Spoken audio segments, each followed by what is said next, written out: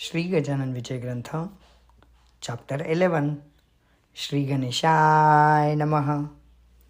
O Pashupati, Bhavanivara, you have as many forms as number of people in the universe. Your formless form occupies the entire universe, and it is also the manifestation of Maya in its original form. O dear God, it is impossible to apprehend your form. And so, you have been kind enough to manifest yourself in forms with different attributes. Devotees name you as they like, and the names do not make any difference for you. Shaiva call you Shiva, Vedantis call you Brahma, Ramanujas call you Sitapati, and you are Vishnu of Vaishnavas. Various methods of worshipping have given you these names, but you are the same everywhere. You are Vishveshwar at Somnath, Kedar in Himalaya, Mahakal on the bank of Shipra,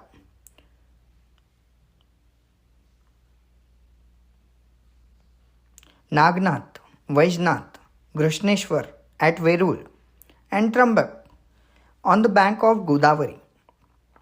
You are Bhima Shankar, Mallikarjuna, and Rameshwar. You are Shankar in the form of Gokarna and Mahadev at Shingnapur. I bow before all of them. O benevolent God, please rid me of the troublesome elements of nature. O Girjapate, it is you who made Kubera wealthy in a moment. Then why this hesitation for me? Next year, Sri Samartha came to Balkrishna at Balapur for Das Navami. At that place, there were his two most devoted devotees, Suklal and Balkrishna. Bhaskar Patil, Balabhav, Pitambar, Ganu, Jagdev, and Dindokar accompanied Shri Maharaj. The celebration of Das Navami was most satisfying. But fate had something else in store for Bhaskara. A rabid dog bit him, and people were afraid that he would soon go rabid. All the possible treatment was given to him, and it was also suggested that he be taken to some doctor. But Bhaskar said that he did not need any doctor, as Shri Maharaj was his real doctor, to whom he wanted to be taken soon. Accordingly, Bhaskar was brought before Shri Maharaj, and Balabhav narrated him everything about the dog bite. Shri Maharaj heard and smilingly said, "Nobody can escape the effects of murder, enmity, and debt. This Bhaskar removed the wickedness of Suklal's cow at Shegaon, and that wickedness has now come in the form of the dog to bite him. Bhaskar is so selfish that he had requested me to remove that wickedness from the cow so that he could get her milk for himself. You enjoy drinking her milk and now feel sorry for the dog bite? Do you want me to save you? Be frank, this dog bite is only an excuse to end your life. Your life is now over, and soon you have to leave this material world. If you wish to live more, I can save you. But that will be a sort of give and take affair in this elusive world. So be quick and let me know your mind. You will not get such chance again." Bhaskar said, "I am an ignorant child of yours. You do whatever is good for me. Sri Tukaram, in his Abhanga, has said that mother only understands everything that is good for her child. I am your child, so why should I request you? You are the ocean of all knowledge and know everything. Hearing this, Shri Maharaj felt very happy, as truth always satisfies people who are themselves truthful. Some devotees requested Shri Maharaj to save Bhaskar, as he was one of the most dedicated disciples. Shri Maharaj said, "Gentlemen, it is your ignorance that makes you say so. Know that this life and death itself is unreal. Nobody is born and nobody dies. The intellectuals to have advice, the knowledge of the Supreme Self understands this illusion. You cannot be liberated from the present life without suffering the effects of your deeds of previous life. You do something in your past life and take birth to suffer the effects of those deeds, and again to take birth for the deeds of present life, and so on. The cycle goes on. How long will you continue this chain? Bhaskar has finished suffering the effects of the deeds of his past life and now is liberated to attain moksha, to merge with the Brahma. So please do not come in his way. Let him go. It is difficult to get a devotee like Bhaskar. Know that this dog was his enemy in the previous life, and so it has bitten him in this life at Balapur. The revenge is over. But if this incident leaves any bitterness in the mind of Bhaskar, it will be a cause for another birth to him to avenge the bite. So understand that, as at today, the enmity of the previous life is over, and Bhaskar is cleansed of all effects of that life. He is left with 2 more months of life, and I will save him from the effects of that dog bite for 2 months. If I do not do that, he will have to take birth again and live for 2 months. So we people were unable to understand this supreme knowledge given out by Shri Maharaj. But Balabhavu could comprehend, and so was happy. He praised Bhaskar again and again for his sincere devotion to the saint, and thereby gaining the ultimate liberation from the cycle of life and death. Then all of them returned to Shegaon.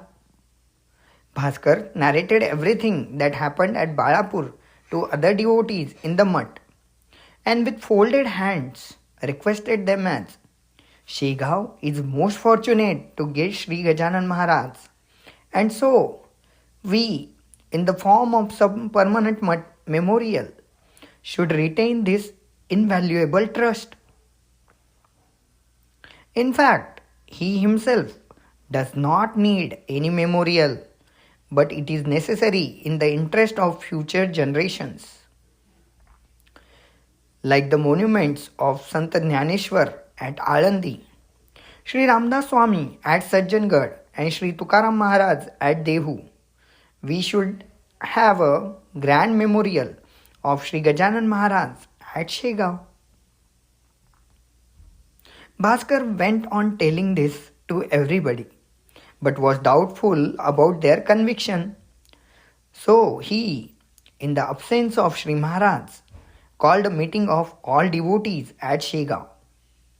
Bankatlal, Hari Patil, Maruti, Chandrabhan, Shripatrao Bavikar, Tarachand Sahukar, and many others attended. Bhaskar said to them, "Now my stay with you is for 2 months only, and I wish that a grand memorial of Sri Maharaj should come up at Shegaon. If you promise me to do it, I shall live for Vaikunt with real happiness. Remember that service to saint never goes waste. He will fulfill all your desires. The memorial should be such that it attracts praise from everybody. This is my last desire.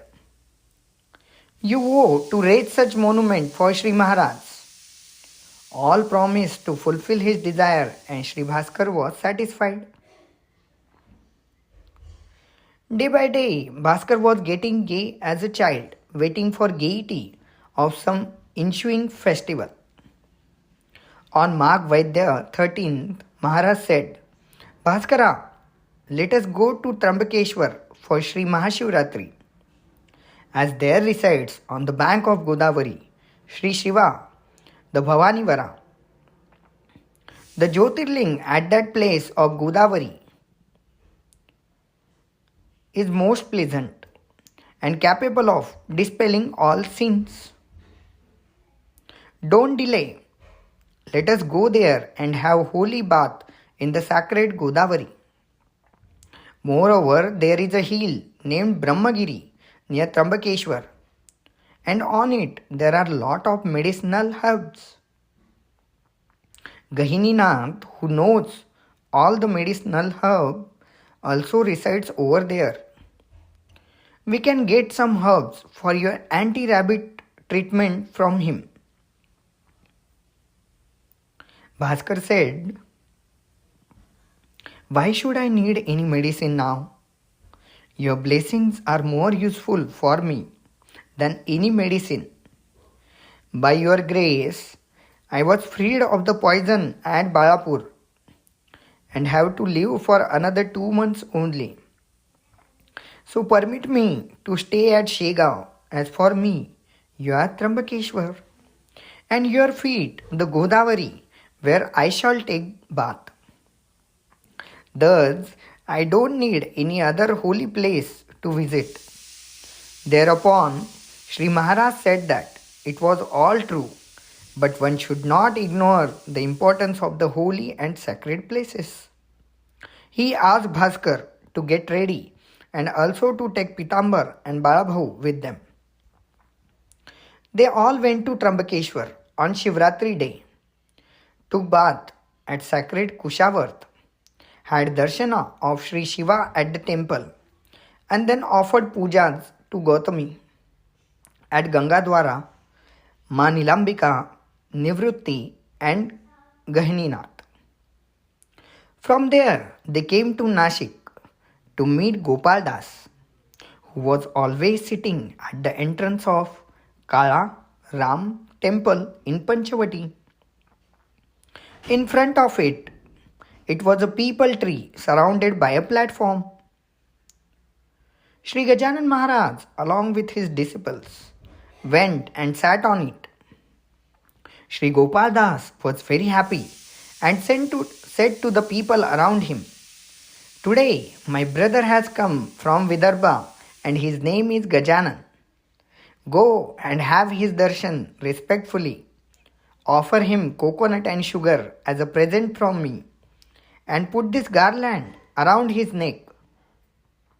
Though we have 2 bodies, still we are one. The disciples accordingly offered the coconut, sugar and garland to Shri Gajanan Maharaj and had his darshan. Looking to that, Shri Maharaj said to Bhaskar, Bhaskara, distribute this prasad to all. In this Panchavati, I have met my brother today. So the work over here is finished. Let us now go to Shri Dhumal lawyer of Nasik. Shri Maharaj came to Nasik, where many people took his darshan. After staying there for a few days, he returned to Shegaon. Jham Singh came to Shegaon and requested him to go with him to Adgaon. Shri Maharaj was reluctant, but looking to the frequent request of Jham Singh, said that he would go to Adgaon after Ram Navami. Jam Singh went back to Adgaon and returned to Shegaon again after Ram Navami, as per the wish of Shri Maharaj. After the celebrations of Ram Navami, Jam Singh brought Shri Maharaj along with other disciples to Adgaon for Hanuman Jayanti. While at Adgaon, Shri Maharaj performed many miracles. One afternoon, he pushed Bhaskar flat on ground, sat on his chest and started beating him. All people were looking at it, but nobody could go to rescue Bhaskar from that beating. Then Balabhau said, Maharaj, kindly leave Bhaskar. He is getting scorched on hot earth below him. Thereupon, Bhaskar said, don't obstruct him like that. Let him do as he likes. He is my God. You think that he is beating me, but in fact he is playing with me. This experience can be understood only by those who know him. Then Maharaj, along with Bhaskar and other disciples, came to Adgaon where they stayed. Shri Maharaj said, Balabhau, now only 2 days are left for Bhaskar as he will leave this world on Panchami. You must have understood the reason for my beating him today. Do you remember that this Bhaskara had made me beat you with umbrella at Shiga? To dispel the effect of that act, I beat Bhaskara today. There was no other intention. Now listen to what happened after Hanuman Jayanti celebrations at Adgaon. Prasad of Kala was distributed and the day of Panchami dawned. On that day, in the morning, Shri Maharaj said to the Bhaskar, Bhaskara, your departure is scheduled for today. Facing east, sit in the Padmasana posture. Make your mind steady and concentrate on Almighty Hari. You are nearing the time of departure. Get prepared. To others he said, keep on chanting loudly, Vitthal, Vitthal, Narayan. This brother of yours is going today to Vaikuntha. Worship him by offering flowers and bukka. Bhaskar sat in the Padmasana posture, concentrated both eyes on the tip of his nose and calmed his mind in complete surrender to Almighty. All the devotees were offering puja to Bhaskar, and Shri Maharaj was happily looking at them. The chanting of holy verses and bhajan continued till midday, when Shri Maharaj loudly said, Har Har.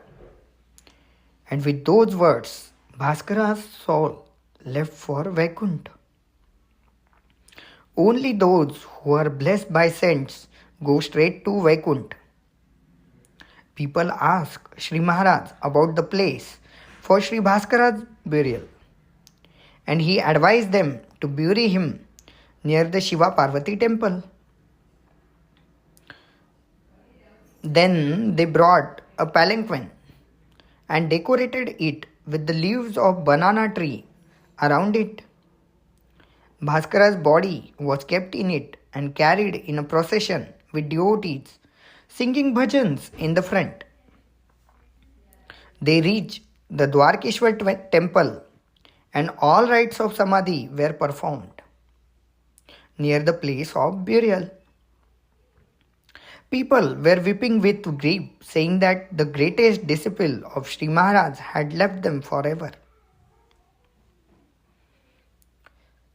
From next day started the feeding of poor people in the memory of Bhaskar. The Sri Krishna Shankar Parvati temple is about a mile away to the north of Adgaon. The surrounding of Sri Krishna temple was very lively with the greenery of trees like Neem, Ashwatha, Mandar, Audumbar, and many flower plants. The place is between Akola and Adgaon. The feeding of people called Sant Bhandara continued for 10 days. People sat under the tamarind tree for their food. But the crows started trouble by continuous cawing, lifting away food from their plates and even dropping dirt on them. All this annoyed the people very much, and they called the bhil to shoot arrows at them. Seeing that, Shri Maharaj said, "Don't shoot at the crows. They have done nothing wrong, as they have come here to get the prasad of Bhandara just like you." Bhaskar's soul has ended straight to Vaikunt without any break on the Pitrulok. Normally, the soul of a dead person keeps on wandering in the sky for 10 days. On 11th day, a ball of rice pinned is offered to crows, on whose touching it only by crow, the soul goes ahead. In Bhaskar's case, his soul went straight to Vaikunt, and so there was no need of offering the rice ball pinned to the crows. That is why the crows are angry. His soul has been liberated immediately, and by this time it has reached the Vaikunt. While on earth, he had attained the detachment and so needs no offering of the rice pinned. Rice ball offering is given for those persons who are not favored with direct ascents to the heaven. Now knowing that Bhaskar's soul has gone straight to heaven, the crows are angry, and by their such behavior they only want to say that they be given prasad of Bhaskar as given to other people. So don't shoot at them. I will tell them, "Crows, listen to what I say. Don't come to this place from tomorrow, as it will lower the prestige of my Bhaskar. Eat the prasad today to your heart content and don't come here from tomorrow." All the devotees were pleased to hear Shri Maharaj, but a few non-believers were sarcastic and said that it was all nonsense. "How can birds obey to the orders of human beings?" said they to each other. Next day, they even went that place to see the effects of what Shri Maharaj had said. There was not single crow there. They were surprised and then surrendered to Shri Maharaj. The crows did not visit that place for 12 years. After 14 days, Shri Maharaj returned to Shegaon with his remaining disciple. Now listen to the another story. It was a year of famine, and so a work on digging of well was going on. Digger of about 10 feet was done, and then came up hard black rock, making it impossible to dig further. So 4 holes were made for dynamites and putting at the end of string insides. Gunpowder was packed in them. The other ends of string were taken up, and through them were passed small burning wooden pipes, so that they slide down and ignite the gunpowder. But somehow the wooden pipes got stuck on the string knots in between. They were not sliding down, and the water in the well was about to enter the gunpowder holes, thereby making it ineffective to explode. Somebody had to go down and push the pipe down to save the situation, but nobody was ready to take such a risk. The contractor on the work asked Ganu Jawarya to go down the well immediately. Because of his poverty, Ganu had to obey. It is always seen that poor sheep killed as an offering to God. Ganu had great faith in Shri Gajanan Maharaj, and so remembering him, Ganu went down the well and pulled one obstructed pipe, which immediately slid and touched the gunpowder before he could pull another. The first one exploded. Ganu Jawarya was caught inside the well. He frequently prayed Shri Maharaj to save him. Whole well got filled with smoke, and before the next dynamite exploded, Ganu got hold of one side rock, below which there was cavern. Ganu immediately slid in it. One after the other, all the remaining 3 dynamites exploded and lot of stones were thrown out. People thought that Ganu must have been split into pieces and thrown out. Contractor asked other workers to search the body around. Ganu heard their voices and shouted from inside the well, "O Mistri, Ganu is not dead. He is perfectly alive in the well. By the grace of Shri Gajanan Maharaj, I am safe in a cavern here. But there is a big rock obstruction mean to come out." People, rejoicing to hear the voice of Ganu, went down the well and removing the stone by spades, brought him up. Ganu at once went running to Shri Maharaj and prostrated at his feet. Shri Maharaj smilingly said, "Ganu, hiding inside the cavern, how many stones have you thrown out?" "It is a big stone which obstructed you from coming out, in fact saved you. Don't repeat such feats again, and never in future touch the ignited pipe once it has slid down a string. Now go, you are saved from a great disaster today." When people came to see Ganu, he said, "O Maharaj, when the dynamite exploded, it was you who, holding my hand, put me safe inside the cavern and saved from death. Such is the greatness of Maharaj, for which I have no words to express. May this Gajanan Vijay Granth bring happiness to all the devotees. This is what Das Ganu desires. Shubham Bhavatu, Shri Harihararpan Mastu." Here is the end of chapter 11. Samartha Sadguru Shri Gajanan Maharaj ki Jai. Jai Gajanan.